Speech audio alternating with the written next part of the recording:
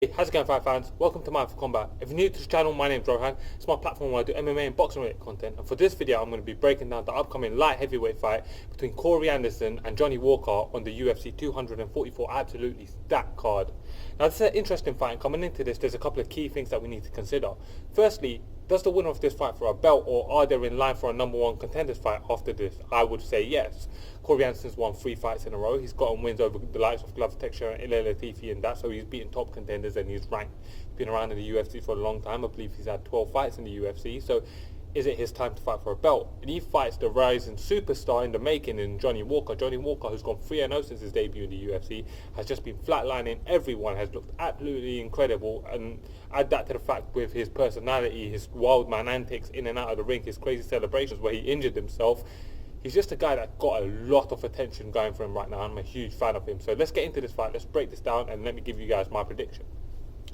Corey Anderson is 30 years old. That makes him 3 years older than Johnny Walker. They're both in their physical prime, so at 30 and 27, I don't think that age is going to play a factor in this fight at all, especially being that bigger men tend to have a bit of a longer shelf life.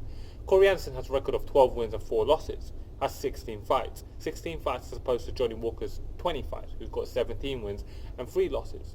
But the difference here is UFC experience. Corey Anderson's 8-4 in the UFC. That's 12 fights in the UFC, as opposed to Johnny Walker, who's had 3 fights in the UFC. Yes, he had that fight on Dana White's contenders, but he's had 3 true fights in the UFC.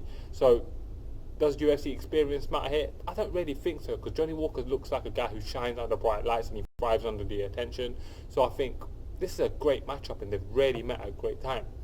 Now the size is a bit different. Corey Anderson stands at 6'3". That makes him 2 inches shorter than the 6'5" Johnny Walker. Johnny Walker also has a long reach. He's got 82-inch reach, actually almost John Jones length. And he fights Corey Anderson, who's got a 79-inch reach. So he's got 3-inch reach advantage and he's 2 inches taller. That's significant considering he's a dynamic striker. Speaking of dynamic striking, let's talk about their styles. Corey Anderson, I'll call him a wrestle boxer. He's got that pressure, almost Frankie Edgar-like style where he circles and boxes. He does throw kicks. He's getting better at it. But really where he shines is in the grind of the wrestling. He's a pressure fighter and he puts a lot of pressure on you and he wrestles you, grapples you and breaks people's wills. That's where he shines.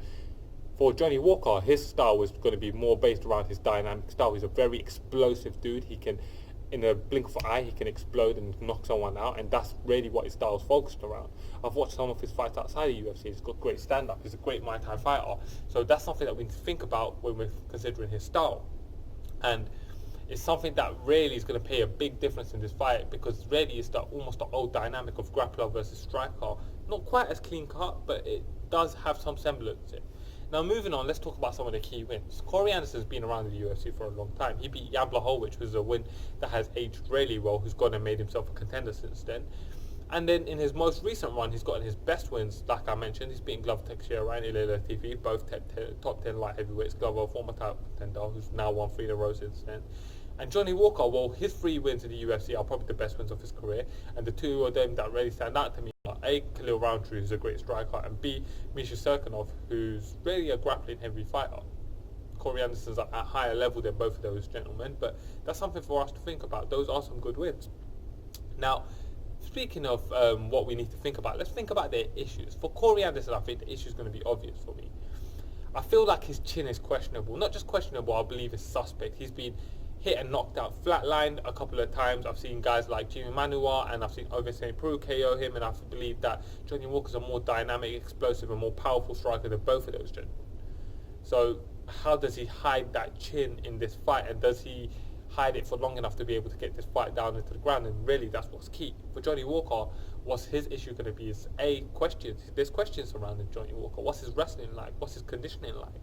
I've watched some of his fights outside the UFC and he actually did slow down. Fighters do improve, however, and he's built momentum. So has he improved enough? Has he improved his cardio? Fighters with his type of style tend to have poor cardio, you know, that dynamic, explosive style. Look at Michel Pereira, for example, the guy with all the crazy backflips, gas out. Obviously, he's not crazy to that level, but I'm sure you see what I mean. X factors in this fight for Corey Anderson is going to be that he's battle tested, he's battle worn, he's had his metal tested, and he's got great wrestling. Can he utilize that? His conditioning is great. I think that's going to be his X factor. And for Johnny Walker, his X factor is definitely going to be his dynamic strike and his power, his ability to knock out someone and blink of an eye. Now let's get into my prediction and let me run you guys through how I think this fight plays out. Now, The issue here is for Corey Anderson is he able to get the fight down? He can't go down there and blindly shoot for a takedown on a fresh Johnny Walker because he'll get Misha Serkinov. You don't want that. He's got to stay key. Misha Serkinov, I should say Chris Weidman. Actually, that's probably better. Let's just pretend I said Chris Weidman. Anyways, that aside, though, that means he's got to work his way into his takedowns, his transitions. He's got to be smart about it. He's got to use his striking to set up his takedowns. And if he's able to do that, he will have a lot of success in this fight. Is that possible? Yes, it's very possible. Of course he can do that. Do I think that's going to happen now? That's the question. The issue is that he's going to be standing with a really dynamic and explosive fighter for long enough to be able to take him down for look for an opening. That fighter can also react in a blink of an eye, as we've seen, and we've seen him put people flat out.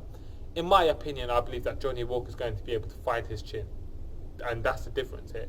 I believe he'll be able to find his chin in the first round, and he's going to be able to put Corey Anderson out. If the fight escapes the first round, I would have no problem picking Corey Anderson probably 9 times out of 10. However, the issue is I don't think it does. I think in the first round, Johnny Walker will find Corey Anderson's chin and he's going to put him to sleep. So fight fans, for my official prediction, I'm going with Johnny Walker to knock out Corey Anderson in the first round.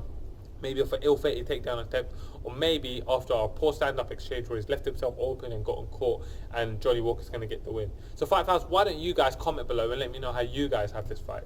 Let me know who you're picking for this fight. Let me know what you thought about the breakdown. If you're new here, then please subscribe to the channel, like the video, all that jazz. Thank you for watching, guys. I'm Rohan Smith.